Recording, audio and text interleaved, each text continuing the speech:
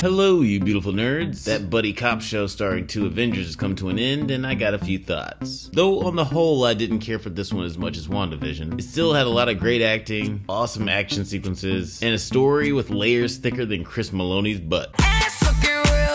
So have a drink and a joint, and let's have a quick chat about that. Before we get into things, don't forget to like this video and subscribe to the channel. And feel free to watch some of my older videos, because I actually talk about Cap a lot.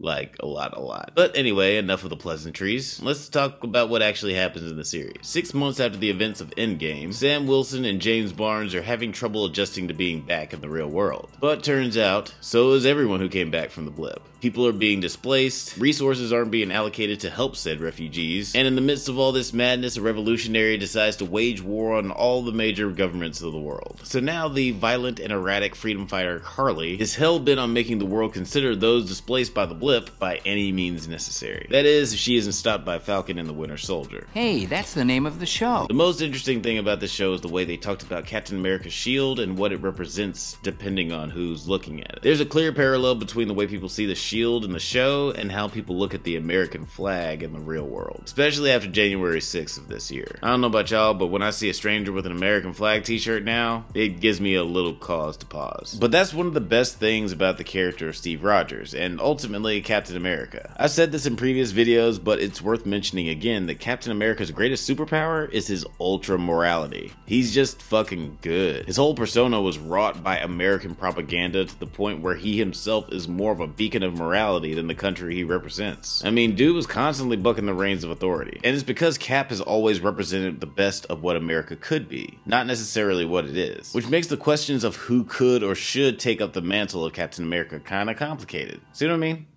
Layers. Bucky gets some more shine in this series. Sebastian Stan really got a chance to stretch his acting muscles in this one. And it's a good thing, because dude is he's a good ass actor. I fucking love the character of John Walker. That is to say that he's well written and well acted, and I hate him a lot. Someone on Twitter said that Steve Rogers is what America should be, and John Walker is what America is. Kind of a generalization, but yeah, pretty much. Before he even turns evil or whatever, he's still just so not Steve Rogers. Besides, we should have known that John Walker was a bad guy. His dad wanted to destroy the galaxy just a few movies ago. The other villains, the Flag Smashers, God, that's a dumb name. They have a pretty sympathetic point of view in all this. Turns out, once again, Steve Rogers was kinda right. It's fewer ships, cleaner water. If you're about to tell me to look on the bright side, I'm about to hit you in the head with a peanut butter sandwich. The world was actually better after the snap. Environmentally, economically, politically, things were just better. Sure, everyone on the planet was dealing with crippling depression, but it seemed like the entire world came together and fixed every dumb problem that we should be able to fix. Then all the assholes came back after Hulk did the thing, and they put these guys out on the street. I will say it took a while for us to see where they were coming from, but the show on the whole is kind of paced weird. There were rumors that they had to remove a couple of storylines, and that might have something to do with why the pacing is a little off, but whatever, I'm not here to speculate. 2 of the episodes feel kinda fillery. Not like nothing happened, but it could have been cut down to like 25 minutes and added to another episode. The show did a lot of things right, but there were some things I didn't like about the show. And I'm gonna go over those real quick because, you know, I'm a dick. Sam's costume. I actually really like the design of this and how comic book accurate Sam's new suit is. And it's very cool that he got the suit from the Wakandans, because you assume that it's made of the same stuff that Black Panther's first costume was made of, which I assume is vibranium and spandex. But why doesn't the guy have a fucking helmet? I always thought it was weird that Falcon doesn't have a helmet. You're flying around all over the place, crashing into walls and helicopters and shit. Steve was a super soldier and that motherfucker still had a helmet. Like I mentioned before, the pacing is a little weird. I feel like there wasn't enough time spent on things like developing the character of Karli, and too much time spent on shit like Cap's sister and this fucking boat. There was so much time spent fixing the boat and talking about the boat, and then the sister don't even want to sell the boat. Of course, the last scene of the show, that's a party by the boat. Even when Karli calls Sam's sister to threaten her, she's on the goddamn boat. Seriously though, it did feel like other characters were better at humanizing Karli and explaining where she was coming from than Karli herself was. The same could be said about Sam's motivation for giving away the shield and ultimately taking it back. I just feel like they could have explained why Sam gave up the shield a little bit better. All he says is, I thought I was doing the right thing. You don't want to elaborate? We are talking about a get from your best friend and the most versatile substance known to man. The most versatile substance on the planet.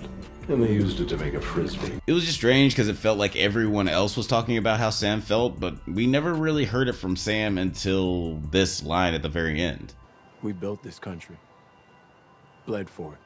I'm not gonna let anybody tell me I can't fight for it. Which I guess that's enough. Is that enough?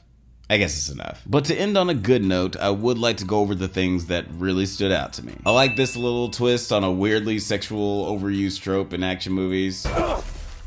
Could've used that shield. Get off of me!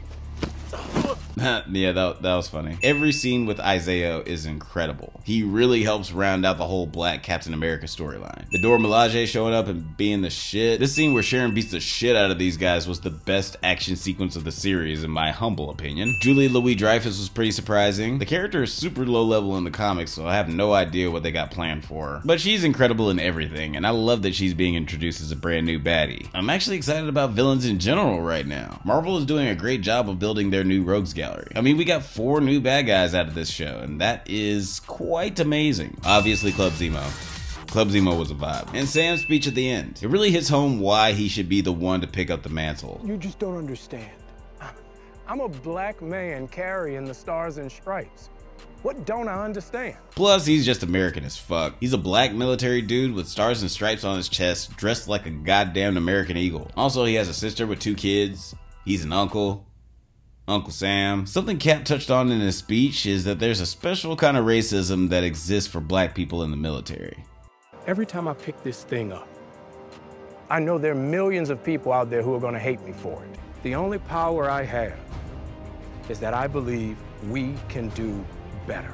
And that's what Captain America represents. What America should always be striving to be. John Walker doesn't come off as a terrible guy at first, but him and the government in this series represent the apathy toward anyone who isn't white and privileged. I mean, it's very telling that the government never even thought to ask Sam to be Captain America. That was clearly what Steve wanted when he gave him the shield, but they didn't even ask him. They were just like, we'll take that shield, you did the right thing, son. It all screams the same message of we don't want a black Captain America. Kind of why it makes sense that Sam would have to take the shield and name himself Captain America. I mentioned this in my video about Finn from Star Wars, but movies have a tendency to shine a brief spotlight on their minority character as to say, see, we got a black person. Now you can't say this movie is super white, only to make the story all about the white people. Do not bring out a black character, market them to be much more important in the franchise than they are, and then have them pushed to the side. This series, however, was a natural way to elevate one of Marvel's lesser utilized characters. Even though shorter than WandaVision, it still felt like it could have been like 1 episode shorter. It took a while for the show to get into the superhero espionage vibe, but once it did, it got pretty damn good. It looks like Marvel's trying to get the showrunners back together for a Captain Black America movie, and if so, I think we can all be sure of one thing. It's probably gonna be on a goddamn boat. My ranking, I liked it. Don't forget to like and subscribe before you get out of here. What we got coming up next? That Zack Snyder zombie flick is coming out. Oh, and I'm gonna be doing a best zombie movies list this month in like celebration of the movie or something. I'm actually just using it as an excuse to talk about zombies. I like talking about zombies. Anyway, that's it for today. Stay safe, my little super soldiers, and may the force be with you.